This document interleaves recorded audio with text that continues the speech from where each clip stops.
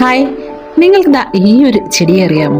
ഇതാണ് yesterday today tomorrow plant അഥവാ Sunday Monday Tuesday plant എന്നൊക്കെ വിളിപ്പേരുള്ള അതിമനോഹരമായ ഒരു പ്ലാന്റ് ആണ്. എന്താണ് ആ പേരിന് കാരണമെന്നറിയണ്ടേ? ഇത് വിരിയുമ്പോൾ നല്ലൊരു ഡാർക്ക് വയലറ്റ് കളറിലായിരിക്കും ഇതിന്റെ പൂവിന്റെ കളർ. പിറ്റേ ദിവസം ഒരു ലൈറ്റ് ലാവൻഡർ കളറിലോട്ട് മാറും. മൂന്നാമത്തെ ദിവസമാവട്ടെ ഇതൊരു വൈറ്റ് കളറിലോട്ട് മാറും. അതുകൊണ്ട് തന്നെ ഒരു ചെടിയിൽ 3 തരത്തിലുള്ള പൂക്കൾ നിൽക്കുന്നത് പോലെ തോന്നും. അതുകൊണ്ടാണ് ഈ ഒരു ചെടിക്ക് ഈ ഒരു പേര് കിട്ടിയത്. പലർക്കും ഇതിന്റെ പ്രൊപ്പഗേഷൻ അറിയില്ല കേട്ടോ. ഇതിന്റെ പ്രൊപ്പഗേഷൻ ഇത്രത്തോളം സിമ്പിൾ ആയിരിക്കുമെന്ന് ആർക്കെങ്കിലും അറിയാമോ? വളരെ സിമ്പിൾ ആണ്. എങ്ങനെയെന്ന് വെച്ചാൽ ഇതുപോലെ ഒരു കത്തിയും കൊണ്ട് അതിന്റെ ചുവട്ടിലേക്ക് ഒന്ന് പോയി നോക്കാം. പോയതിനു ശേഷം നമ്മൾ ഓരോ സ്റ്റെമ്മിന്റെയും അറ്റഭാഗമില്ലേ പുതിയ തളിരിലേക്ക് വന്ന് നിൽക്കുന്ന ഇതുപോലത്തെ പാർട്ടുകളാണ്. ആ ഭാഗത്ത് 2, 3, 4, 5 ഇല താഴ്ത്തി ഒന്ന് വെട്ടിയെടുത്താൽ മാത്രം മതി. ഇതാണ് ഏറ്റവും ബെസ്റ്റ് ആയിട്ട് പ്രൊപ്പഗേറ്റ് ചെയ്യാൻ പറ്റിയ സ്റ്റെമ്മിന്റെ കഷണം.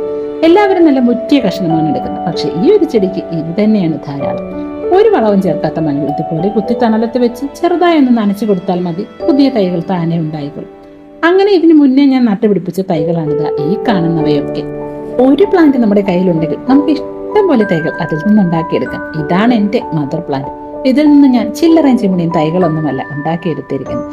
ഈ ചട്ടിയിൽ നിറച്ചിരിക്കുന്നതും ഇപ്പുറത്തെ ചട്ടിയിൽ നിറച്ചിരിക്കുന്നതും ഒക്കെ ഇതിൽ നിന്ന് ഇതുപോലെ അറ്റഭാഗം കണ്ടിച്ചെടുത്ത് നട്ടുപിടിപ്പിച്ചവയാണ്.